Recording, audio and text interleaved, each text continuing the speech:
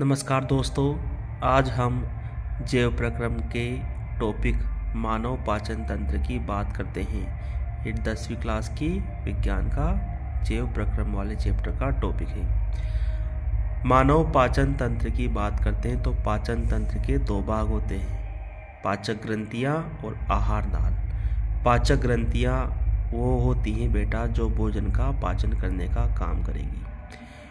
पाचन ग्रंथियाँ हमारे पाचन तंत्र में तीन है, लार ग्रंथि, यकृत ग्रंथि और अग्नाशय ग्रंथि। दूसरा भाग है आहार नाल। आहार नाल ये मुख से स्टार्ट होती हैं और ऐसे चलती हुई ये पूरी ये आहार नाल का भाग है पूरा, और ये गुदा द्वार पर समाप्त होती है, इसे आहार नाल कहते हैं।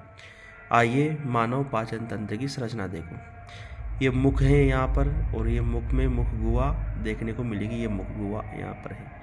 मुख गुहा आगे ग्रसनी में खुलती है। ग्रसनिका आगे एक लंबी नलिका में खुलती है, जिसे क्या कहेंगे, ग्रसिका कहा जाता है।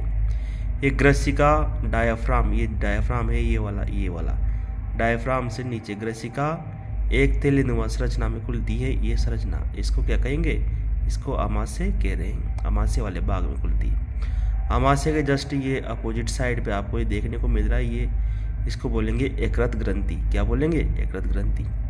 उसके बाद में आहार नाल आगे चलती हुई एक यू आकार की संरचना बना रही है, और यहाँ से देखो एक संरचना इससे जुड़ रही है। इस संरचना को कहेंगे अपन अग्नाशय ग्रंथि। क्या कहेंगे, अग्नाशय ग्रंथि। आगे देखो अग्नाशय ग्रंथि की बात करें तो अग्नाशय ग्रंथि से आगे आहार नाल बढ़ती है, और ये एक जालनुमा और कुंडली संरचना का निर्माण करेगी, ये वाली। इसको बोलते हैं शुद्रांत या छोटी आंत। उसके बाद में शुद्रांत आगे चल के ये बड़ी वाली एक नली बनाती है, और ये नली ये पूरी ऐसे चलती हुई आपको ये दिखाई दे रही है। इसको बोलेंगे बृहदांत्र या फिर बड़ी आंत कहते हैं। बड़ी आंत का अंतिम भाग होता है गुदा द्वार, जिसे मल द्वार भी कहा जाता है। आगे ध्यान दो, ये तो है पाचन तंत्र का चित्र। आपकी 10वीं की क्लास में केवल पाचन की प्रक्रिया के बारे में बता रखा है, और उसी की बात अपन करेंगे। ये सबसे इम्पोर्टेंट पार्ट है इसका। यहाँ से प्रश्न क्या आता है, प्रश्न यहाँ तो आपसे पूछेगा पाचन की प्रक्रिया, मुख गुहा में पाचन बताओ, अमाशय में पाचन किस प्रकार होता है, शुद्रांत में पाचन कौन कौन से एंजाइम कर सकते हैं, इन बातों को पूछते हैं। तो ध्यान से देखो, अब पाचन किसे कहेंगे। देखो पाचन की डेफिनेशन दे रखी है मैंने, जटिल खाद्य पदार्थों को सरल पदार्थों में परिवर्तित करने की प्रक्रिया क्या कहलाएगी, पाचन कहलाएगी। आप जो भोजन करते हैं वो जटिल पदार्थ होता है, उसको सरल पदार्थों में तोड़ने की जो प्रक्रिया है उसे क्या कहेंगे, पाचन कहेंगे। ध्यान रखना। सबसे पहले पाचन होता है मुख गुहा के अंदर। मुख गुहा में पाचन करने वाला एक एंजाइम होता है जिसका नाम है लारिये एमाइलेज एंजाइम। क्या लिख रहा है, लारिये एमाइलेज एंजाइम। ये मुख गुहा में पाए जाने वाली लार ग्रंथि से स्रावित होता है, निकलता है उससे। ये क्या काम करता है, ये लारिये एमाइलेज एंजाइम मंड या स्टार्च, जो रोटी खाते हैं उसमें मंड या स्टार्च है, उसको ये एंजाइम माल्टोज छोटे पदार्थ में तोड़ देता है। ये सरल पदार्थ है माल्टोज, ये एक बड़ा पदार्थ है, तो इसको जटिल पदार्थ से किस में तोड़ दिया, सरल पदार्थ माल्टोज में तोड़ दिया। ये काम मुख गुहा के अंदर हो रहा है, और लारिये एमाइलेज ये काम कर रहा है। अमाशय में पाचन देखो, अब देखो पाचन पहले इस मुख गुहा के, ये मुख गुहा के अंदर हो रहा है। अब यहाँ से भोजन क्या हुआ कि मुख गुहा के अंदर इस लारिये एमाइलेज ने काम कर दिया, और दांतों के द्वारा भोजन को लसलसा बना दिया जीभ और दांतों की सहायता से। यहाँ से भोजन चलता हुआ ग्रसनिकी और ग्रसिका से होते स्थैलीनुमा संरचना अमाशय में आ गया।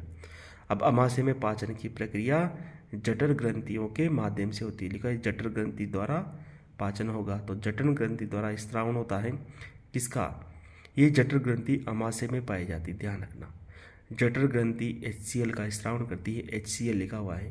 पेप्सिन जो प्रोटीन का पाचन करता है, पेप्सिन का स्त्रावण भी जठर ग्रंथि से होता है, और श्लेष्मा का स्त्रावण भी जठर ग्रंथि के माध्यम से आपको देखने को मिलेगा। HCl का क्या काम है, HCl अम्लीय माध्यम उत्पन्न करता है अमाशय के अंदर, ताकि एंजाइम कार्य कर सके। और HCl पेप्सिन, जो पेप्सिन एंजाइम जठर ग्रंथि से निकला है, इसको भी सक्रिय करने का काम कौन करेगा, पेप्सिन एंजाइम करता है, जो जठर ग्रंथि से निकलता है।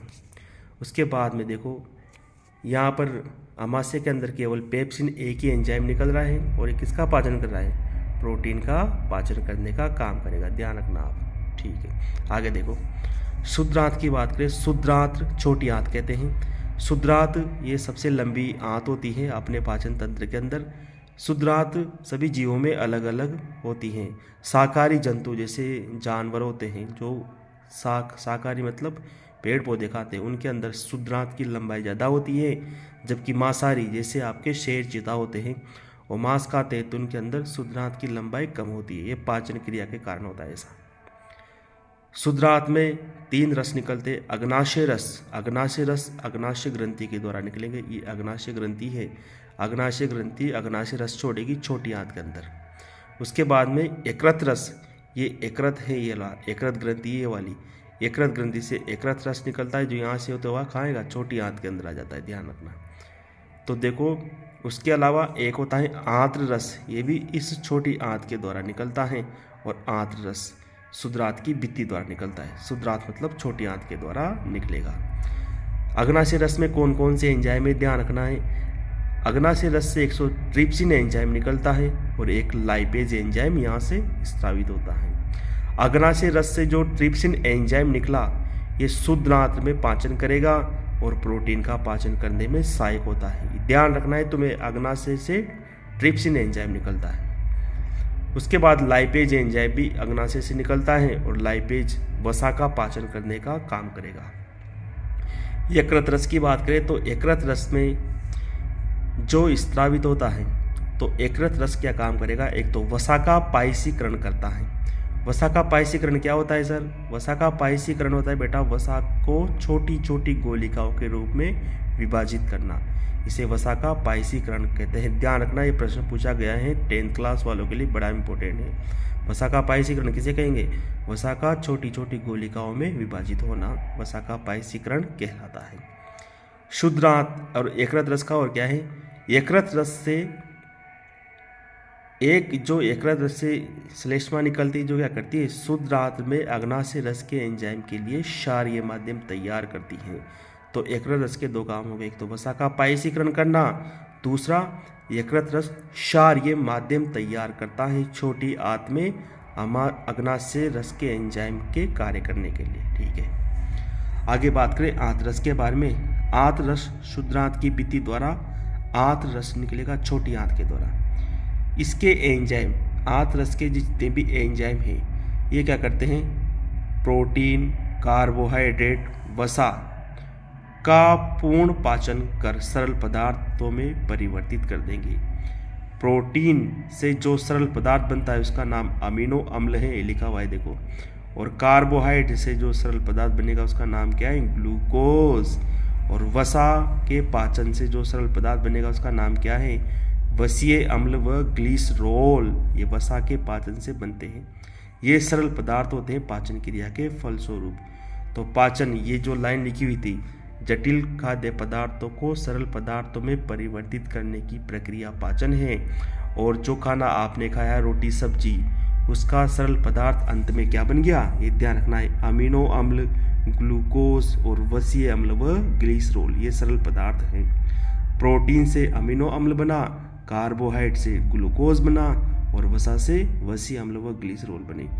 अब इन पदार्थों का क्या होगा, ये शरीर को ऊर्जा कैसे देंगे, तो इनका होता है अवशोषण। देखो इन पदार्थों का अवशोषण, देखो क्या लिख रहा है, अवशोषण सभी सरल पदार्थों का छोटी आंत में ही हो जाता है। छोटी आंत में पूरा पाचन हो गया, आंत रस के द्वारा अंतिम पाचन हुआ, और यही इनका क्या होता है, अवशोषण होता है। और अवशोषण प्रक्रिया के द्वारा ये कहाँ चले जाते हैं, रक्त में चले जाते हैं, रक्त से कोशिकाओं में, और कोशिकाओं में ग्लूकोज जाकर ऊर्जा देते हैं, और ऊर्जा से शरीर की वृद्धि और विकास होता है। ये पूरा काम होता है भोजन का इस प्रकार शरीर में। अब इसके अलावा क्या होता है कि सभी का पाचन तो होता नहीं है, कुछ अपशिष्ट पदार्थ बच जाते हैं। तो शेष बचा जो अपशिष्ट पदार्थ है वो बड़ी आंत में से होते हुए गुदा द्वारा शरीर से बाहर निकाल दिया जाता है।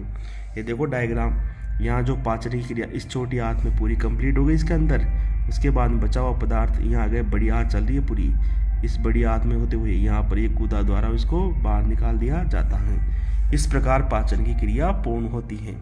आपको ये डायग्राम और ये जो मैंने लिखा है शॉर्ट, ये अच्छा लगा होगा, और इसी हिसाब से आगे और भी अधिक वीडियो देखने के लिए इस चैनल को सब्सक्राइब और लाइक करें। धन्यवाद। जय हिंद, जय भारत।